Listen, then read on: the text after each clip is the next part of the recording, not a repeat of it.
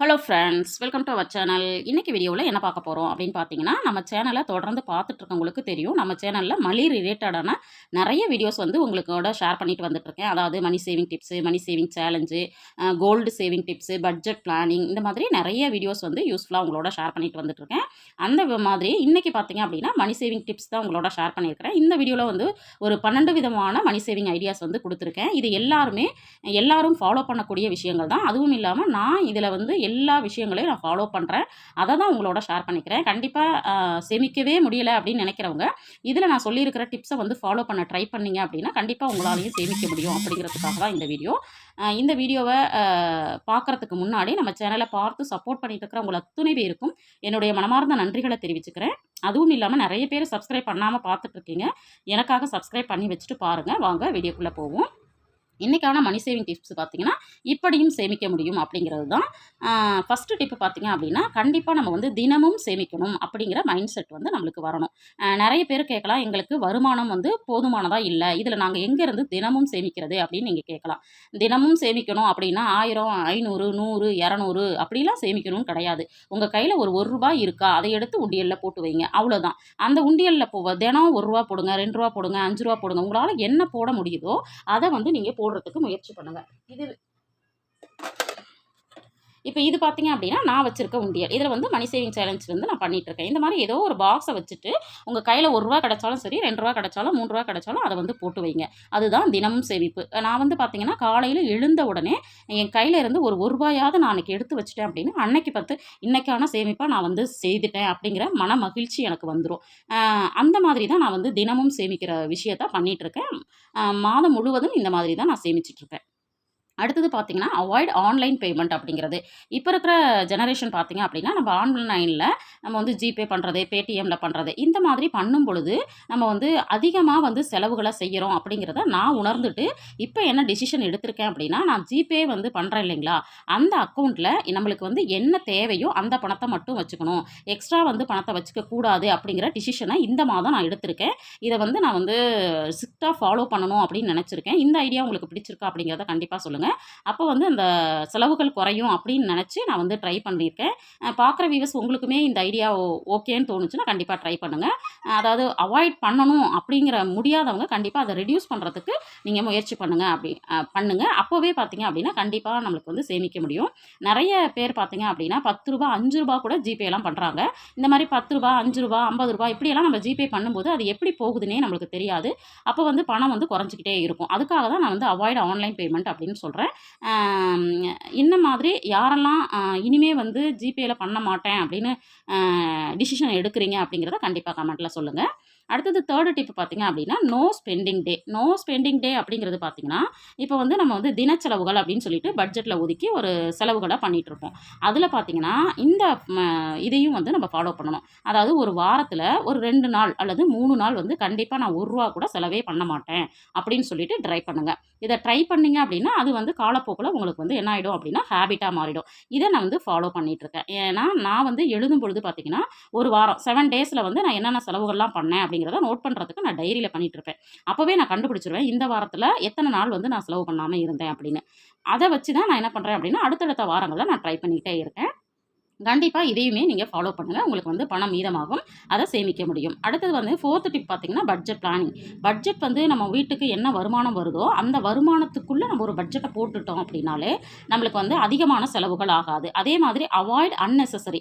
இப்போ நம்ம பட்ஜெட் போட்டுட்டு இந்தந்த விஷயங்கள் தான் இந்த மாதத்தில் நம்ம பண்ண போகிறோம்னு பிளான் பண்ணிட்டோம்னா கண்டிப்பாக தேவையில்லாத செலவுகளை நம்ம தவிர்க்கிறதுக்கான ஆப்ஷன்ஸ் கிடச்சிரும். அதனால் கண்டிப்பாக இது வரைக்கும் பட்ஜெட் போடலை அப்படின்னா பட்ஜெட் போட்டு அதுக்குள்ளே செலவு பண்ணுறதுக்கு பாருங்கள். அதே மாதிரி நம்ம சேனலை தொடர்ந்து பார்க்குறவங்களுக்கு தெரிஞ்சிருக்கும். நான் வந்து நிறைய பட்ஜெட் பிளானிங் வீடியோஸ் வந்து உங்களோட ஷேர் பண்ணிட்டு இருக்கேன். அது பார்த்தீங்க அப்படின்னா நம்மளுடைய சப்ஸ்கிரைபர்ஸ் வந்து அவங்களுடைய வருமானத்தை சொல்லி அவங்களுக்கு வந்து பட்ஜெட் பிளான் கேட்குறாங்க. அதற்காக நான் பண்ணி கொடுத்துட்ருக்கேன். இந்த வீடியோவை பார்த்துட்டு இருக்க நீங்களுமே உங்களுக்கு வந்து பட்ஜெட் பிளானிங் தேவைப்படுது அப்படின்னா கண்டிப்பாக உங்களுடைய வருமானத்தை கமெண்ட்டில் சொல்லுங்கள். நான் வந்து உங்களுக்கு பட்ஜெட் வந்து முடிஞ்ச வரைக்கும் கொஞ்சம் ஸ்மார்ட்டாக எப்படி பண்ணலாம் அப்படின்னு சொல்லிட்டு உங்களுக்கு ஐடியாஸ் வந்து கொடுக்குறேன். அடுத்தது பார்த்தீங்கன்னா ஃபிஃப்த் ஒன் பார்த்தீங்க அப்படின்னா வரவு செலவு கணக்குகளை எழுதுதல்.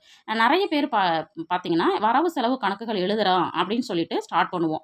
ஒரு நாள் எழுதுவோம், 2 நாள் எழுதுவோம். அப்புறம் 3வது நாள் பார்த்தீங்கன்னா இது என்ன ஒரு பெரிய வேலையா இருக்கே, இதை வேற எழுதணுமா அப்படின்னு சொல்லிட்டு அதை அவாய்ட் பண்ணிடுவோம். அப்புறம் ட்ரை பண்ணவே மாட்டோம். சிலர் அதே மாதிரி பார்த்தீங்கன்னா இப்போல்லாம் ஆப் நிறைய வந்திருக்கு. நான் வந்து ஆப்லேயே வந்து என்ன பண்ணிக்கிறேன், நோட் பண்ணி வச்சுக்கிறேன்னு சொல்லிட்டு அதுலேயுமே என்ன பண்ணுவாங்க, 1 ஆர் 2 டேஸ் பண்ணுவாங்க. அதுக்கப்புறம் அதை அப்படியே விட்டுருவாங்க. பட் நம்ம வந்து வரவு செலவு கணக்குகளை நம்ம நோட் பண்ணி வைக்கும் பொழுது தான் எமோஷனலாக நம்ம வந்து அதோட கனெக்ட் ஆகும். அப்போ தான் வந்து இந்த வாரத்தில் ஒரு 7 நாட்கள் தொடர்ந்து எழுதுறீங்க அப்படின்னா அதை ரிவ்யூ பண்ணி பார்க்கும்பொழுது தான் எங்கெங்கெல்லாம் நம்ம வந்து தேவையில்லாத செலவுகள் பண்ணியிருக்கோம் அப்படிங்கிறத நம்ம ஐடென்டிஃபை பண்ணி அதை குறைக்கிறதுக்கான முயற்சிகள் பண்ணுவோம். அதுக்காக கண்டிப்பாக உங்கள் கையில் ஒரு சின்னதாக நோட் பண்ணுறதுக்கான ஒரு நோட் புக் வச்சுக்கிட்டு அதில் வரவு செலவு கணக்குகளை எழுதி பாருங்கள். அதே மாதிரி நம்ம சேனலில் பார்த்தீங்கன்னா வரவு செலவு கணக்குகள் எழுதுவது எப்படி அப்படின்னு சொல்லிட்டு ஒரு வீடியோ போஸ்ட் பண்ணியிருக்கேன். அதுக்கும் நிறைய சப்போர்ட் கிடச்சிட்டே இருக்குது. பார்க்கணும், இது வரைக்கும் பார்க்கணும்னு நினைக்கிறீங்கன்னா கண்டிப்பாக கமெண்ட்டில் வந்து சொல்லுங்கள். அடுத்தடுத்து நான் வந்து அப்டேட்டடாக எப்படி வரவு செலவு கணக்குகள் எழுதுறது அப்படிங்கிறத உங்களோட ஷேர் பண்ணிக்கிறேன்.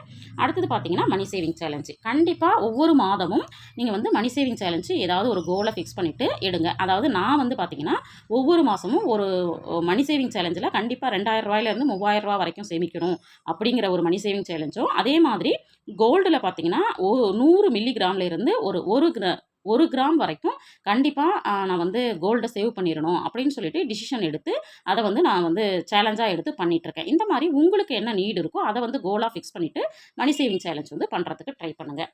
அடுத்தது வந்து இன்கம். நம்மளுடைய வருமானம் அப்படிங்கிறது குறைவாக இருந்தாலும் சரி, நிறைய இருந்தாலும் சரி, கண்டிப்பாக அதுலேருந்து நம்ம 10% வந்து சேமிக்கிறோமா அப்படிங்கிறத நீங்கள் பாருங்கள். இல்லை அப்படின்னா கண்டிப்பாக சேமிங்க. இந்த 10% பணத்தை எப்படி சேமிக்கலாம் அப்படின்னு பார்த்தீங்கன்னா, உங்களுக்கு ஒரு 1000 ரூபா வருமானம் வருது அப்படின்னா அதில் ஒரு 100 ரூபாயை எடுத்து அதை சேமிப்பாக மாற்றிட்டு நம்மளுக்கு 900 ரூபா தான் வருமானம் அப்படின்னு நினச்சிக்கிட்டு அதுக்குள்ளே நீங்கள் பட்ஜெட்டை போட்டிங்க அப்படின்னா கண்டிப்பாக உங்களால் என்ன பண்ணிட முடியும், சேமிக்க முடியும். அடுத்தது எமோஷ்னல் சேவிங் அப்படிங்கிறது பார்த்தீங்கன்னா நம்மளுக்கு வந்து அப்பப்போ ஏதோ ஒரு எமோஷ்னல் நடந்துக்கிட்டே இருக்கும். ஏதோ ஒரு விஷயத்தை செய்யும்போது நம்மளுக்கு வந்து ரொம்ப சந்தோஷமாக இருக்கும். சில சமயங்களில் நம்ம வந்து ரொம்ப கோவமாக இருப்போம். சில சமயங்களில் ஸ்ட்ரெஸ்ஸாக இருக்க மாதிரி இருக்கும். ஏதோ ஒரு போரிங்காக இருக்க மாதிரி இருக்கும். இந்த மாதிரி என்ன மாதிரியான ஒரு எமோஷனல்ஸ் இருந்தாலும் அந்த சமயத்தில் அதை ரிலாக்ஸ் பண்ணுறதுக்காக நீங்கள் என்ன பண்ணலாம் அப்படின்னா ஒரு 10 ரூபாயோ 20 ரூபாயோ 50 ரூபாயோ ஏதோ ஒரு அமௌண்ட்டை போட்டுட்டு அந்த மைண்ட் செட்டை நீங்கள் வந்து ரிலாக்ஸ் பண்ணிக்கிறதுக்கு யூஸ் பண்ணிக்கலாம். அது சேமிப்பாகவும் மாற்றிக்க முடியும். இதை வந்து கண்டிப்பாக ட்ரை பண்ணுங்கள், எமோஷனல் சேவிங் அப்படிங்கிறது. அடுத்தது வந்து ஷாப்பிங்.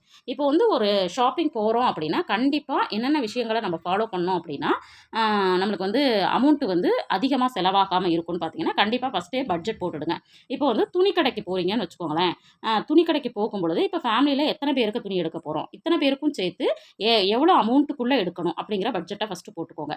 அப்புறம் என்னென்னலாம் வாங்க போகிறோம் அப்படிங்கிறத லிஸ்ட்டு போட்டுக்கோங்க. அடுத்தது கண்டிப்பாக கார்டை வந்து யூஸ் பண்ணாதீங்க, கையில் கேஷ் வச்சுக்கோங்க. இப்போ வந்து எல்லாருமே பார்த்தீங்க அப்படின்னா கார்டை ஸ்வைப் பண்ணி பழக்கினதுனால நம்ம கேஷ் வந்து கையில் வச்சுக்கிறதே இல்லை. கண்டிப்பாக கேஷ் வச்சு கொண்டு போனீங்கன்னா தான் உங்களை வந்து பட்ஜெட்டுக்குள்ளே நீங்கள் வாங்க முடியும். அடுத்தது டைம். இதுவும் வந்து இப்போ வந்து ஒரு ஷாப்பிங் போகிறீங்கன்னா ஒரு 2 ஹவர்ஸ்க்குள்ளே வந்துடணும், அல்லது மதியம் லஞ்சுக்கு கண்டிப்பாக வீட்டுக்கு வந்துடணும். அந்த மாதிரி டைமையும் ஃபிக்ஸ் பண்ணிக்கோங்க. இந்த 4 விஷயத்தையும் நீங்கள் ஃபாலோ பண்ணிங்கன்னா ஷாப்பிங் அப்படிங்கிறது கண்டிப்பாக பட்ஜெட்டுக்குள்ளே நமக்கு வந்து அமைஞ்சிரும், திருப்தியாகவும் இருக்கும். அடுத்தது 10th டிப் பார்த்தீங்கன்னா செல்ஃப் கண்ட்ரோல் அப்படிங்கிறது நம்மளுக்கு நாமளே ஒரு சின்ன சின்ன ரூலை வந்து கொடுத்துக்கிறது தான். அப்போ வந்து 30 டே ரூல் அப்படிங்கிறத நம்ம ஃபாலோ பண்ண ட்ரை பண்ணலாம். இந்த 30 டே ரூல் எதுக்காக அப்படின்னு பார்த்தீங்கன்னா, இப்போ வந்து நம்ம வந்து ஆன்லைனில் ஸ்க்ரோல் பண்ணிகிட்டே வந்துகிட்டே இருப்போம். ஏதோ ஒரு ஆப்புக்குள்ளே போவோம், நம்ம டைம் வந்து ஏதோ ஒரு மாதிரி ஸ்ட்ரெஸ்ஸாக இருக்குது அப்படின்னு ஸ்க்ரோல் பண்ணிகிட்டே வருவோம். ஒரு விஷயம் நம்மளுக்கு பிடிச்சிரும், அதை உடனே என்ன பண்ணிடுவோம் அப்படின்னா எமோஷ்னலாக நம்ம வந்து அதை வந்து ஆர்டர் போட்டுட்டு அது வீட்டுக்கு வரத்துக்குள்ளேயே என்ன நினச்சிருவோம், இந்த பொருளை நம்ம போடாமே இருந்திருக்கலாம் அப்படின்னு சொல்லி நினச்சிருப்போம். அந்த மாதிரி விஷயங்கள் நடக்காமல் இருக்கணும் அப்படின்னா நீங்கள் வந்து என்ன பண்ணலாம்னா ஆன்லைனில் ஏதாவது வாங்கணும்னு நினைக்கிறீங்கன்னா ஒரு 30 நாட்கள் அதை தள்ளி போட முடியுமா அப்படின்னு நினைக்கலாம். அதை வந்து கார்ட்டில் போட்டு வைங்க, வேறு ஏதாவது ஆஃபர் இருக்கான்னு பார்க்கலாம். அல்லது அந்த 30 நாட்கள் ஆகிறதுக்குள்ளே அந்த பொருள் உங்களுக்கு தேவைப்படாமல் கூட போயிடலாம். அதனால தான் இந்த தள்ளி போடுதல் அப்படிங்கிற விஷயத்தை எதெல்லாம் பண்ண முடியும்னு நினைக்கிறீங்களோ அதில் எல்லாம் நீங்கள் பண்ணுங்கள். இதுலேயும் வந்து உங்களால் சேவ் பண்ண முடியும். அடுத்தது 11th ஒன் பார்த்தீங்கன்னா ஆட்டோ டெபிட். இதுதான் பெஸ்ட்டான ஒரு சேவிங்கான மெத்தட் அப்படின்னே சொல்லுவேன். அதாவது ஆட்டோ டெபிட் அப்படின்னா நீங்கள் வந்து எவ்வளோ சேமிக்கணும்னு நினைக்கிறீங்களோ அந்த பணம் வந்து அந்தந்த மாதத்தில் அந்தந்த தேதியில் ஆட்டோ டெபிட்டாக ஆகிற மாதிரி ஆப்ஷன் கிரியேட் பண்ணி வச்சிட்டிங்கன்னா உங்களை அறியாமலே அந்த பணம் வந்து சேவ் ஆகிட்டே இருக்கும். ஆட்டோ டெபிட் அப்படிங்கிற ஆப்ஷன் வந்து சேவிங்க்கு ரொம்பவும் பெஸ்ட்டான ஆப்ஷனாக இருக்கும். இப்போ எங்கள் வீட்லலாம் பார்த்தீங்க அப்படின்னா, அந்த எஸ்ஐபி கட்டுறதா இருக்கலாம், பிஎல்ஐ கட்டுறதா இருக்கலாம், என்னென்ன ஒரு ஷேவிங் இருக்கோ எல்லாத்துலேயுமே நாங்கள் வந்து ஆட்டோ டெபிட் கொடுத்துருவோம். இப்போ நாங்கள் என்ன பண்ணிருவோம் அப்படின்னா, 13ஆம் தேதி, 10ஆம் தேதி வந்து இந்த டியூ இருக்குது, 7ஆம் தேதி வந்து இது இருக்குது, இதுக்கான பணத்தை நம்ம ரெடி பண்ணணும்னு சொல்லிட்டு நம்ம என்ன பண்ணிடுவோம் அப்படின்னா, அதற்கான பணத்தை பட்ஜெட்டில் ஒதுக்கி அதை வந்து சேவ் பண்ண ஆரம்பிச்சிருவோம். இந்த ஆட்டோ டெபிட் அப்படிங்கிற ஆப்ஷன் கண்டிப்பாக நீங்கள் ட்ரை பண்ணுங்கள். அடுத்தது வந்து வருமானத்திற்குள் வாழ பழகுதல். நம்ம வந்து சேமிக்கணும் சேமிக்கணும் அப்படின்னு நினைக்கிறோம். பட் வந்து கடன் வாங்காமல் இருக்கிறதுக்கு முயற்சி பண்ணாலே நம்ம வந்து சேமிக்கிறதுக்கு சமம் அப்படின்னு நம்ம நினச்சிக்கலாம். அதனால் வருமானத்திற்குள் வாழ பழகுதல் அப்படிங்கிறது நம்மளும் பழகணும், நம்ம இருக்கக்கூடிய குழந்தைகளுக்கும் அதை வந்து நம்ம சொல்லிக் கொடுக்கணும். அவாய்ட் இஎம்ஐ, லோனு, அப்புறம் வேறு என்னென்ன விஷயங்கள் கடன் வாங்குறதா இருக்கலாம், இந்த மாதிரி எதுவுமே வந்து பண்ணாமல் நம்ம வருமானம் எவ்வளோ இருக்கோ அதுக்குள்ளே பட்ஜெட் போட்டு வாழறதுக்கு நம்ம பழகிக்கணும். நம்ம குழந்தைகளுக்கும் இதை எடுத்து சொல்லணும் அப்படின்னு சொல்கிறது தான். இந்த விஷயங்கள்லாம் நம்ம பண்ணும் பொழுது ஆட்டோமேட்டிக்காக நம்ம வந்து சேவ் பண்ண ஆரம்பிச்சிருவோம். கண்டிப்பாக இந்த வீடியோவில் சொன்ன விஷயங்கள் உங்களுக்கு பிடிச்சிருக்குன்னு நினைக்கிறேன். வீடியோ பிடிச்சிருந்தா லைக் பண்ணுங்கள், ஷேர் பண்ணுங்கள், கமெண்ட் பண்ணுங்கள். மறக்காமல் நம்ம சேனலை சப்ஸ்கிரைப் பண்ணி வச்சுட்டு பாருங்கள். தேங்க்ஸ் ஃபார் வாட்சிங்.